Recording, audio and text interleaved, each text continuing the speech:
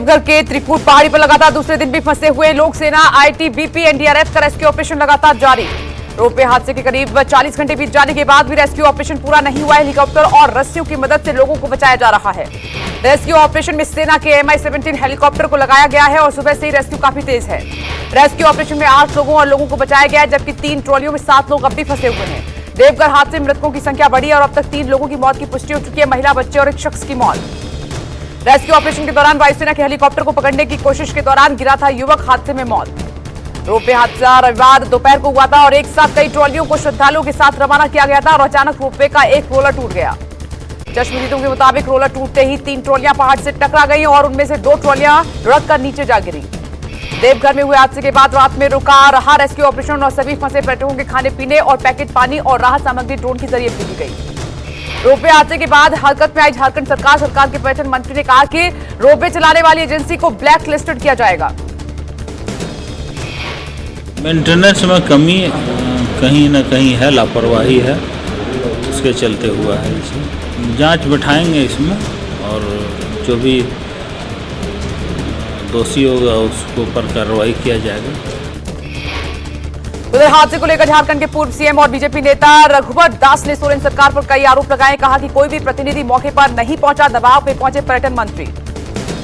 रघुवर दास बोले कि सरकार ने लोगों की जान की परवाह नहीं की और सेना को तत्काल नहीं बुलाया, रात भर यात्री हवा में लटके रहे। अगर वहां पहुंची होती और त्वरित निर्णय लेकर सेना को रेस्क्यू के लिए अगर बुलाया गया होता तो अभी तक हमारे 48 पर्यटक हम सबों के बीच रहते हैं। गुजरात साबरकांठा के हिम्मतनगर में उपद्रवियों ने फिर से पथराव किया है। मौके पर मौजूद पुलिस ने हालात पर काबू पाया।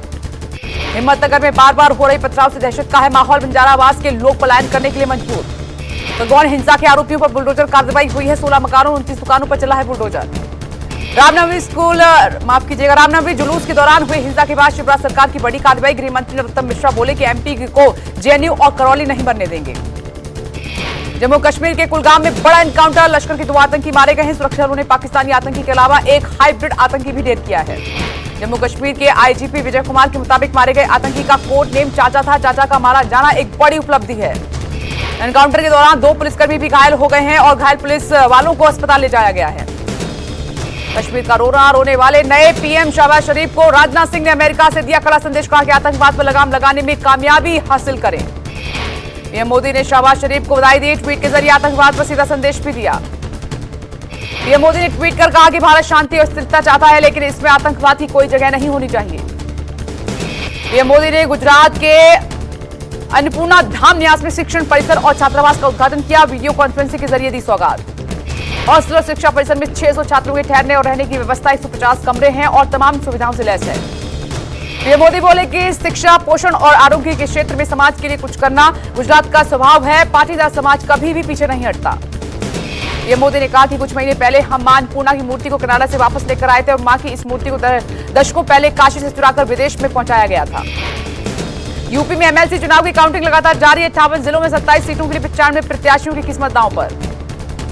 देवरिया, कुशीनगर, बस्ती में बीजेपी ने जीता एमएलसी चुनाव और गोरखपुर से सपा उम्मीदवार कफील खान चल रहे हैं पीछे।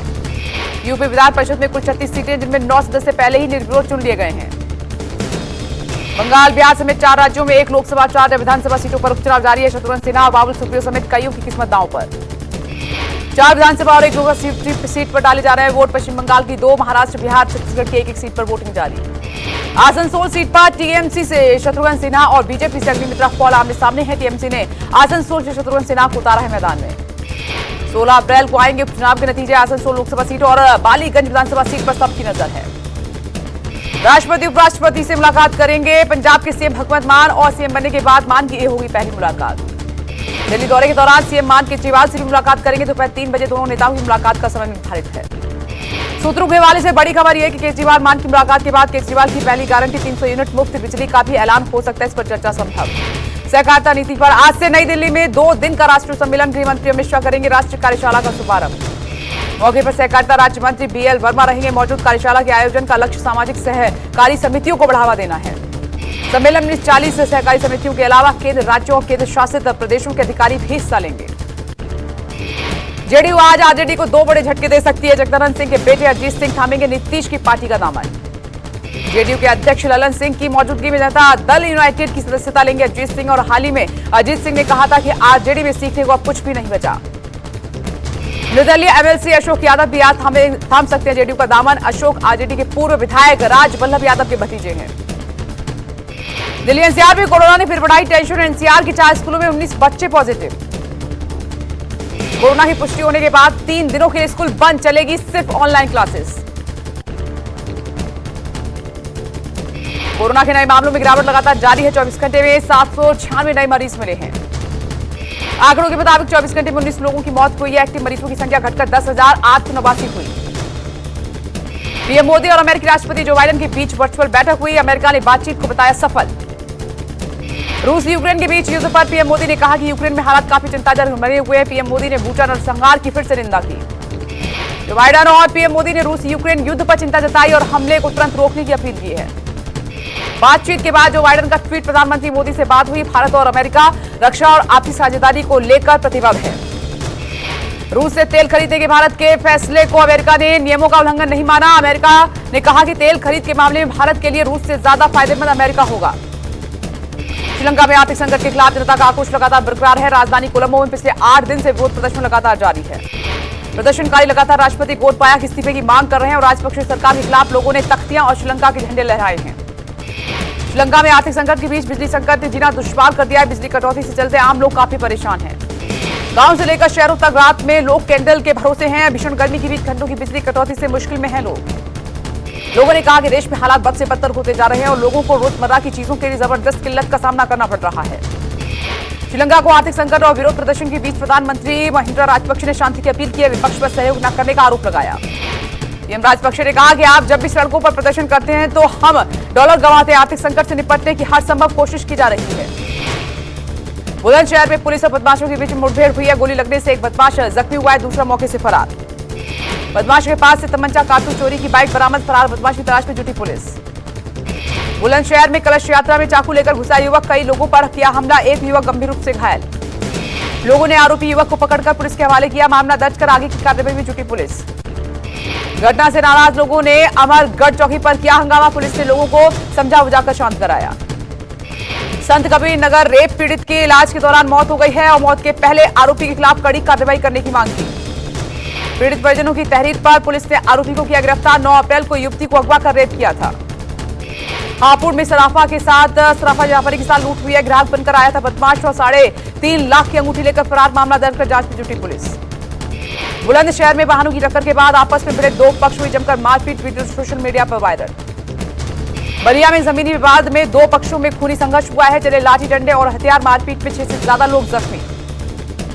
लखीमपुर खीरी में बिजली विभाग के लाइनमैन ने आग लगाकर आत्महत्या की। जेई पर लगाए कई गंभीर आरोप। डीएम ने आरोपी जेई को सस्पेंड किया है। 3 सदस्यीय टीम कर रही है मामले की जांच।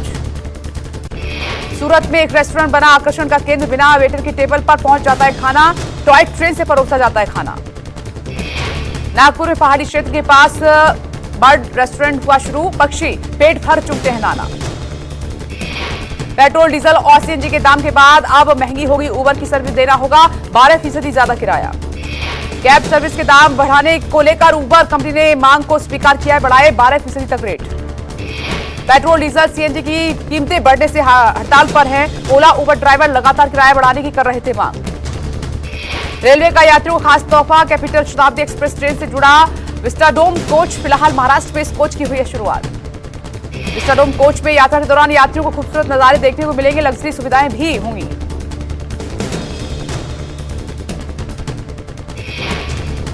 आज से उड़ान मेड इन इंडिया प्लेन की उड़ान और डिब्रूगढ़ पासीघाट हवाई मार्ग से पैसेंजर के लिए सेवाएं शुरू। नागरिक उड्डयन मंत्रालय ने दी है जानकारी।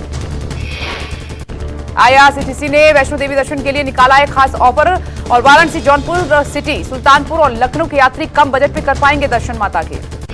आरबीआई ने महाराष्ट्र के 4 बैंकों पर लगाया 2 लाख रुपए का जुर्माना। बैंकों पर नियम न मानने का आरोप है। शेयर बाजार में आई गिरावट। सेंसेक्स 58,743 अंक पर, निफ्टी 17,600 अंक पर रहा बरकरार। कंगना रनौत की फिल्म धाकड़ का टीजर होगा आउट। फिल्म 27 मई को सिनेमाघरों में देगी दस्तक। फिल्म रनवे 34 के ट्रेलर को लोगों ने किया पसंद और फिल्म 29 अप्रैल को होगी रिलीज। आलिया रणवीर कपूर की शादी की मची धूम, राज कपूर का बंगला रोशनी से जगमगाया, आधिकारिक तौर पर पुष्टि नहीं। नमस्कार, मैं हूं मानक गुप्ता। अगर आपको हमारा ये वीडियो पसंद आया हो तो इसे लाइक और शेयर जरूर करें, और हां, हमें सब्सक्राइब और फॉलो करना ना भूलें ताकि आप देश और दुनिया की कोई खबर मिस ना करें।